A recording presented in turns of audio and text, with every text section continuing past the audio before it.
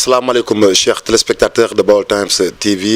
daleen ak jàmm seen émission spéciale Korité tey jii nag ñu ñëw seet si ki nga xamante ne nii mooy docteur Souleymane Soumaré nekk responsable politique APR bi nga xamante ne nii moo nekk ci kër Serigne Mbaye Sarr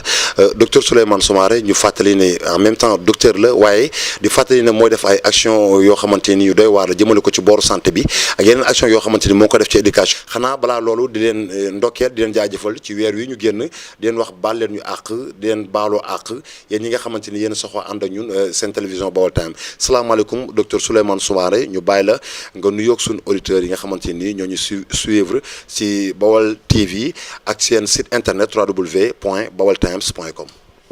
salaamaaleykum Mor maa ngi leen nuyu yow ak sa caméraman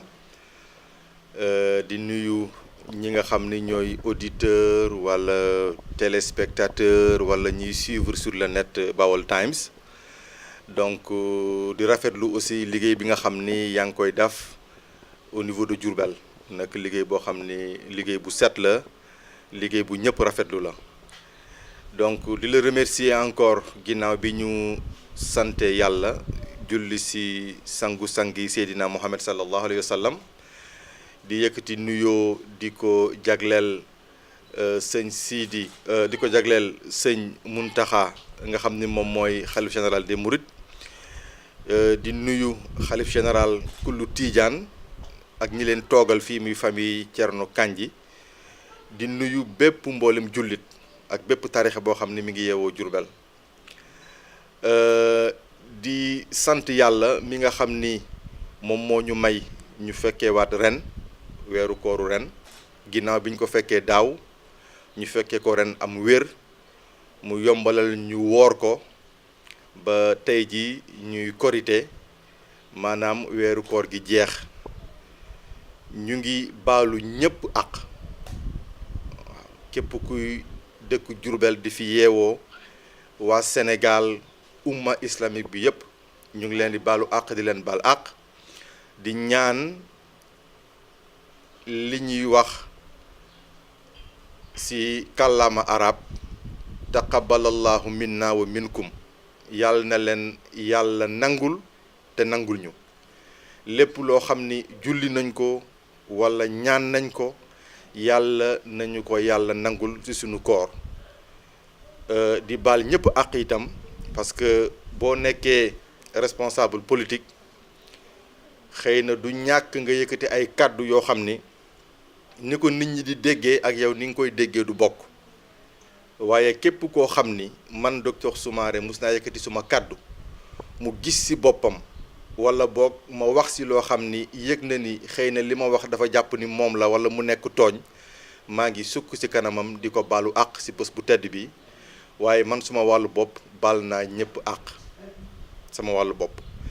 di ñaan itam ci bés bu tedd bi yàlla may wér gu yaram ak kàttan ki nga xam ni moom la dénk Sénégal muy le président Macky Sall ndax njiit da nga koy ñaanal mu am jàmm ndax bu amee jàmm rek xelam dina dal li mu mën a jiite li mu war a jiite mu mën koo jiite di ko ñaanal itam yàlla dëgëral ko ba mandat bi nga xam ni jot na ko am te mu liggéey ci liggéey bu rafet ba nga xam ni vraiment Sénégal mën nañu wax ni teguwaat na ci kaw ay raay di ñaan rek yàlla yombalal ko ba 2019 bi nga xam ne ñu ngi koy dëgmal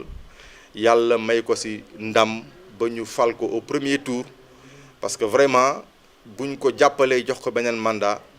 xëy na Sénégal dina gën a soppiku rawatina nag Diourbel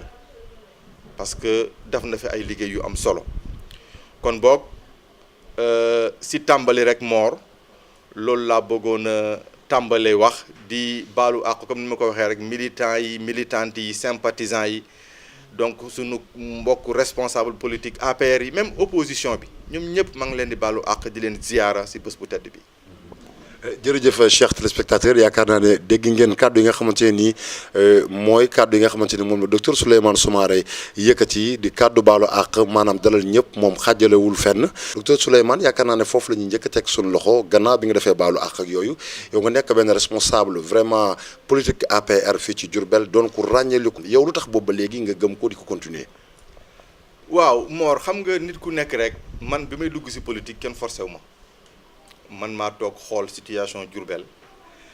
toog xool li nga xam ni nguuru Sénégal def na ko ci sama wàllu njàng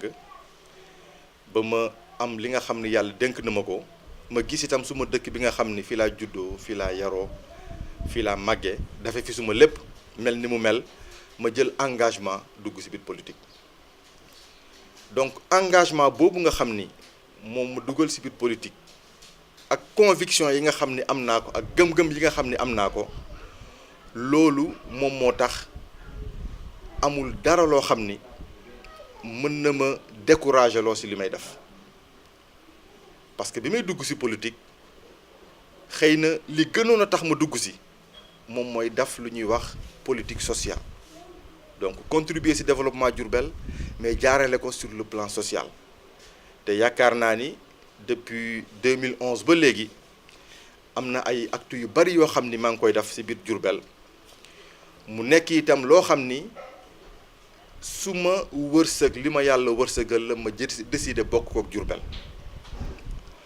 tey Mor mun naa wax ni xëy na sax duma faral di ko wax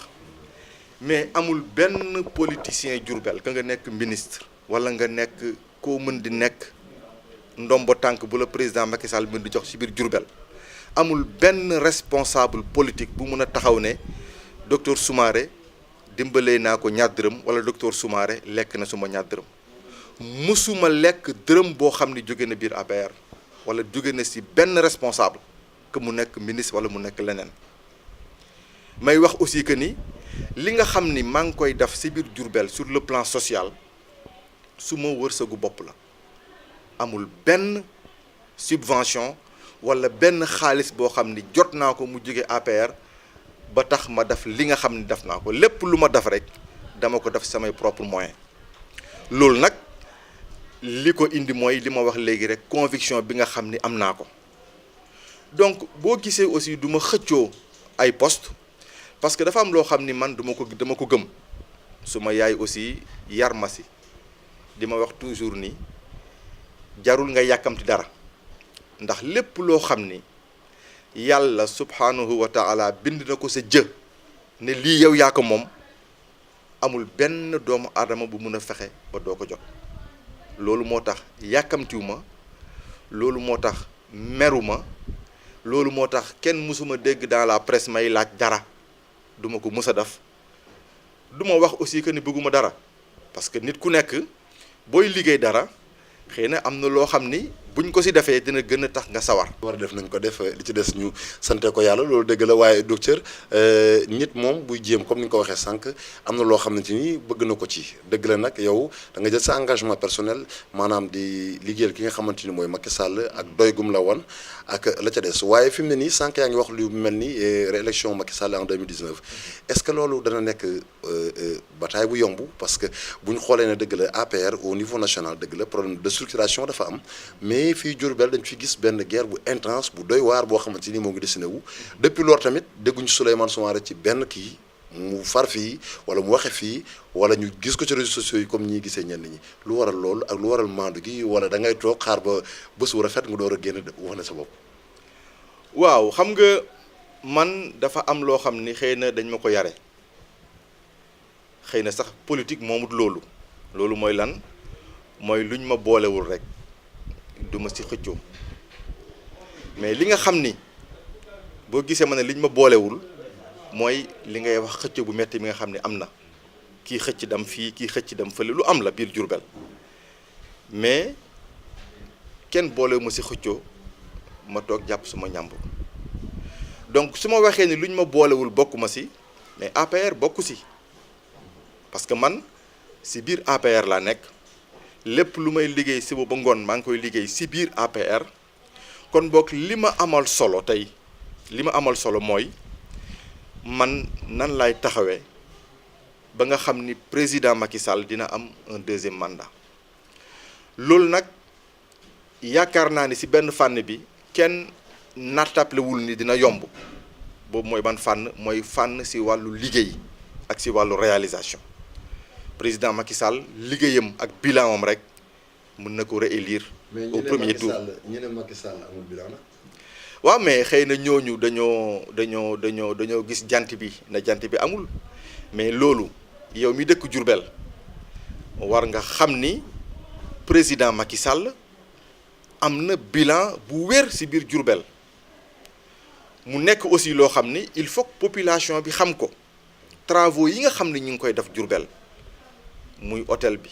muy tëli yi muy manège bi muy marché bi loolu dafa nekk loo xam ni ay programme la xëy na sax yoo xam ni jiitu na élection locale 2014 yi donc volonté politique u président Macky Sall moom moo jël engagement bi moom moo indi financement yi moom moo koy liggéey donc Diourbel kenn mënta wax ni président amul bilan tey boo jëlee wàll bi nga xam ni man xëy na si laa gën a mën a si laa gën a xarañ muy sama wàllu professionnel muy côté santé mën naa wax loo xam ni tey bilan boo xam ni président Macky Sall juste benn exemple bi muy ñëw traitement wu cancer lan la fi fekk benn radiothérapie boo xam ni dafa dawal quelques années mu paan te radiothérapie boobu depuis Mathusalem la fi nekkoon fii la ko Ablaye Wade fekk bàyyi ko fi xëy na Abdou Diouf mi fi nekkee si la ñëwoon mais bi problème bi amee ba président Macky Sall monté au créneau non seulement dafa trouver solution boo xam ni solution d'attente la maanaam képp koo xam ne da nga waroon a faju ñu jël la yóbbu la Maroc dafa la radiothérapie pour nga faju mais tey booy xool biir Sénégal am nañu ñaari radiothérapie benn boo xam ne mi ngi nekk hôpital Dantec benn boo xam ne mi ngi nekk hôpital Dalal Jàmm ba démb rek ñu ngi wax ni hôpital Dantec fi mu nekk nii ñu ngi traité lu mat presque 50 patients par jour te seen objectif mooy dam ba di traité 70 patients par jour alors bu Dantec dafee loolu Dalal Jàmm daf loolu mais kan moo mun a taxaw ni président Macky Sall amul bilan dans le domaine de la santé en tout cas du nekk ñi nga xam ni ñoom la yàlla nattoo ñu am feebaru cancer parce que faj bi ñu leen di faj ñoom gis nañ ko loolu exemple la parmi tant d'autres exemples bourse familiale yaa ngi fi couverture maladie universelle mi ngi fi donc côté bilan moom sëñ Mor man awma si benn problème par contre fi nga xam ni problème mën na fa am mooy li nga wax léegi mooy xëccoo bi nga xam ni nekk na si biir APR muy xëccoo boo xam ni bu ñu deful ndànk mën na indi ay jafe-jafe comme ni ñu amee woon jafe-jafe si élection législative yi dam ba am fii lu mat ñaari comité électoral xam naa 2019 moom bu ñu deful ndànk nañ am ñeent wala juróomi comité électoral te vraiment loolu nekkut loo xam ni moom la président Macky Sall soxla président Macky Sall li mu soxla mooy képp koo xam ni da nga am ndombo tànk nga fexe fédérer responsable yi mais Diourbel dafa am loo xam ni foog ma wax ko dafa am ay façon nit ñoo xam ni dañuy duddee politique mais dundaluñ politique te dundee politique boobu dañoo pare pour lépp dañoo pare sax jaxase diggante ak ay nit pour mun a dundee politique bi xam nañu leen ñoom ngay gis tey ñu nekk fii suba ñu nekk fële gannaaw suba ñu nekk fële jaxase nit ñi jaxase responsable yi jaxase kilifa yi nga xam ne ñoo nekk ci biir parti bi uniquement pour ñoom ñu mun a positionner wu pour ñoom ñu mun a exister diviser pour mieux régner alors man je pense que ñi nga xam ni tey ñoom le président Macky Sall wóolu ba jox leen ay ndombo tànk ñoom ñoo war a jël seen responsabilité jël façon nit ñooñu nga xam ni tooguñu fi lu dul seen intérêt personnel ñu bañ leen a déglu parce que daf fi am nag lu ñuy wax ay cadavre politique yoo xam ni fu ne nga gis leen ñu tag fa te du intérêt parti bi du intérêt APR du intérêt coalition bi mais seen ay intérêt personnel te fu ñu xas ba tag lépp lu ñu mën a def pour écarter nit dinañ ko def donc man je pense que le principal problème bi nga xam ni am na tey moom mooy loolu il faut que ñu arrêter ko il faut aussi que li ñuy wax un fédérateur dafa war a am man je ne mâche pas mes mots tey ki nga xam ni moom moo waroon a gën a mën a am possibilité fédérer responsable Diourbel yi moo waroon nekk Aminata Tall présidente conseil économique social et environnemental dama koy tudd parce que dafa bokk ci biir APR donc loolu moom moo waroon nekk rôle am mais daf ci échoué ba malheureusement actuellement militeetul Diourbel donc loolu moom mënatu koo def alors ki nga xam ni moo fi nekk amaat beneen ndomba tànk boo xam ni am na solo mooy le ministre Birima Mangara ministre du budget man dama yàgg a wax ni dama am espoir ci ministre Birima Mangara parce que nekk na koo xam ni IGE la daful politique Bamba Wane nekk son attaché de cabinet yàgg na ko wax Birima daful politique donc man ma jàpp ni nga xam ni doxalee woon na ko ci élection locale yi législative ñëw woo Dame Diop woo ma woo responsable yi ne leen lan ngeen soxla pour ñu gagner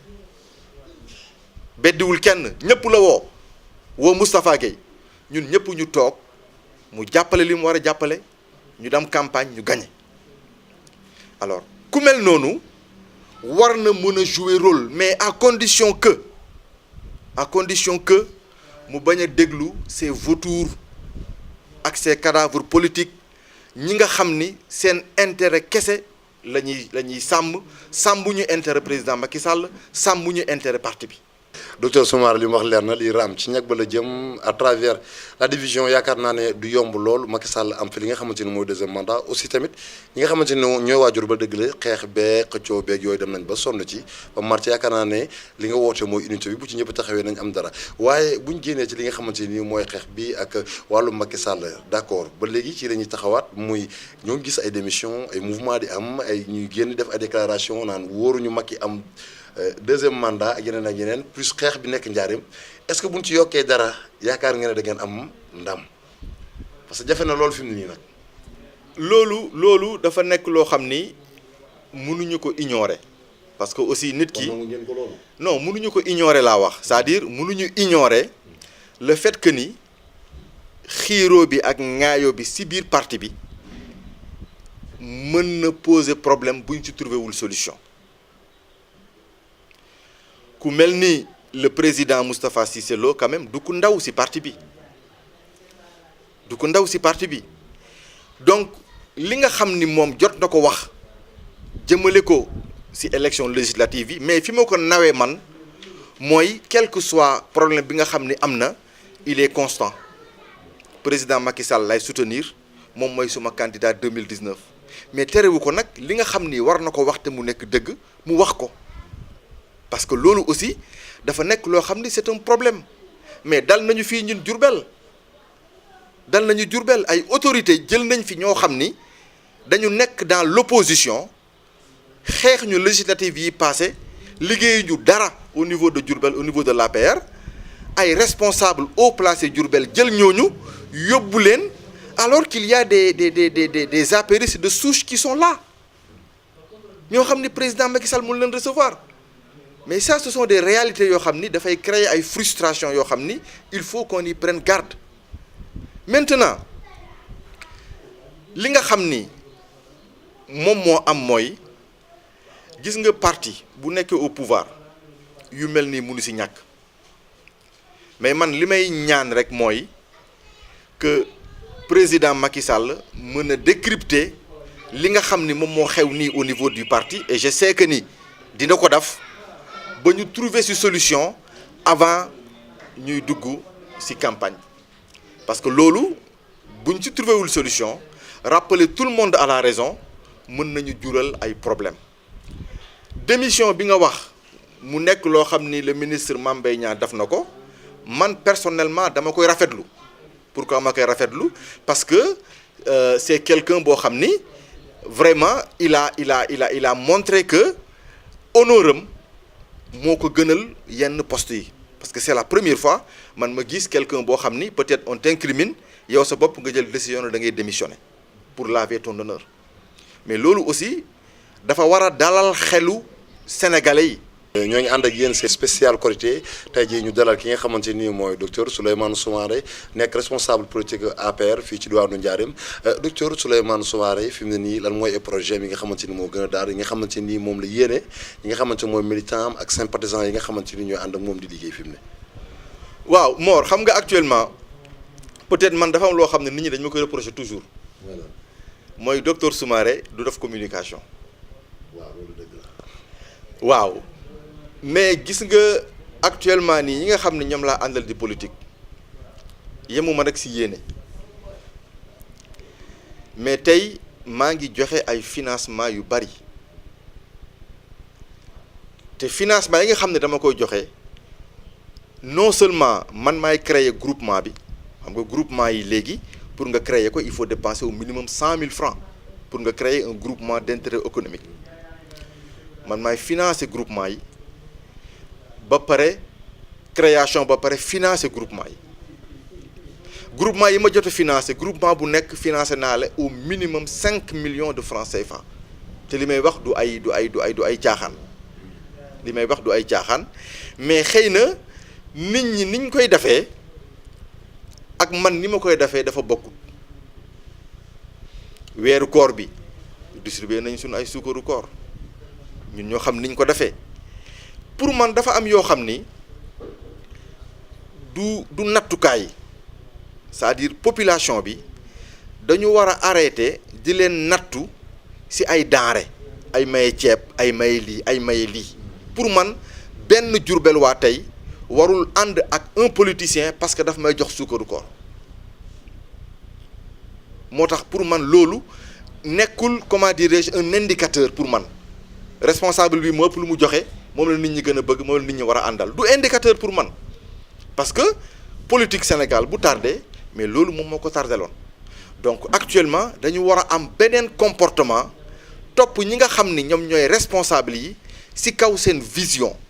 ci kaw seen gis-gis ak ci kaw seen démarche. peut-être moo gën yu ret yaakaar naa ne docteur Soumaré yéen lay waxal yéen ñi nga xamante ne nii am na ay digg yoo xam ne def na leen ko mu tàmbali ay financement ndànk-ndànk bu neexee yàlla dana daj fépp dana àgg ci ñëpp képp koo xamante ne nii lu mu la war a mën a defar jàppale la pour développement Njaareem ak ci côté social bi nga xamante ni jàppee ne moom jurul médiatiser lu normal c'est dans l'ordre normal des choses moo ngi koy def mais li nga xamante ni mooy projet phare yi nga xamante ni vraiment c'est pour le développement de Diourbel waa bu nekk mën cee gis boppam bu neexee yàlla nee na mu ngi ci loolu mu ngi ciy cogité bu neexee yàlla la jéem a liggéey waaye loolu nag mënut a yemb comme ni mu ko waxee sans nekkul commandant de bord parce que day gën a yombal liggéey bi docteur Soumaré yaakaar naa ne suñu waxtu caméraman moom ñu def si suñu waxtu léegi mu jeex ce mot de la fin la lay doon ak ñu xam ci Korité gi docteur Soumaré lan la gën a bëgg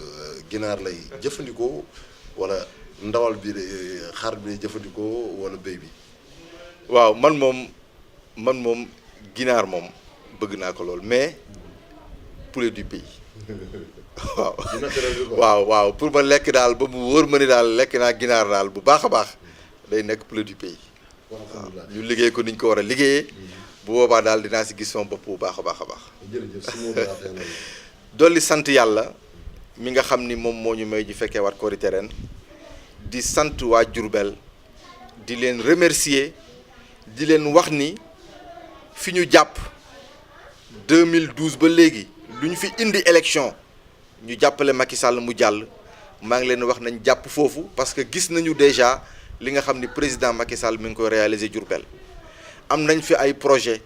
un très grand marché boo xam ne war na jar plus de 5 milliards war nañu commencer travaux yi nga xam ni marché bi lakkoon war nañ ko defaraat loolu lépp nag pour que ñu mën ko réaliser il faut que ñu jàppale président Macky Sall mu am deuxième mandat dès le premier tour donc loolu mooy li nga xam ni dama koy dénkaat di lancer un appel à tous les responsables de l'APR de l'APR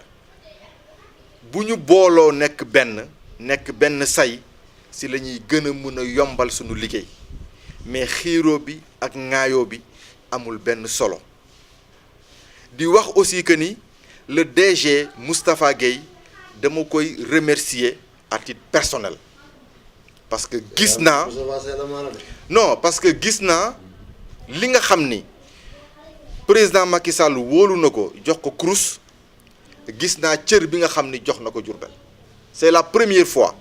depuis ma nekk biir APR ba léegi ñu nommé doomu Diourbel mu woo ma ne ma indil ay militants ma jox leen poste Moustapha Gueye l'a fait et je le remercie. Et au même titre aussi je remercie le ministre Birima Mangara c'est un fils de Diourbel il est ministre du budget am na ñu ko fi jiitu yor ay ndombo tànk yu kawe audience wala jéem a waxtaan ak yow sa wàllu liggéey musuñu la ko nangul wala buñ ko defee itam musuñu jël benn engagement daf ko mais le ministre Birima Mangara man maa ko soxla sama wàllu professionnel je lui ai demandé de me recevoir il a été très courtois il a été très disponible et quand bi mu xamee ni c'était un problème urgent il m'a demandé personnellement moo ma woo téléphone ne ma sa problème ñëwal ñu toog ñu waxtaan donc ku mel noonu il faut que ma remercier ko xam ni aussi mi ngi liggéey bu rëy biir Diourbel parce que en tant que ministre du budget lu bari mënoon a jafe Diourbel mais moom mi ngi koy yombalal tey jii li nga xam ni moom mooy Diourbel donc ñaar ñooñu il fallait que ma citer leen remercier leen parce que gis naa seen yéene si li nga xam ni maa ngi koy liggéey si biir parti bi ak li nga xam ni yéene nañ ma ko ak li nga xam ne aussi ñu ngi koy def si biir Diourbel DG Moustapha Gueye li mu def si sama biir ay militants maa ngi ko si remercier bu baax. jërëjëf chers téléspectateurs yaakaar naa ne bala ñuy dikk ci yéen dañu remercier ki nga xamante ni mooy docteur Souleymane Soumaré ci dalal bi mu ñu dalal ak nangul bi mu ñu nangul ñuy def spécial Korité bi te bu ñu dikkee spécial Korité bi wax dëgg yàlla dañ cee ganale loolu santaan nañ la bu baax di ñaan tamit projet yi nga am yëpp yàlla mën kaa matal ak jàmm ak salaam. ngeen àndaloon moo nekkoon Mor Sène ki nekkoon ci caméra bi moo nekkoon Pambaay jërë ngeen jëf.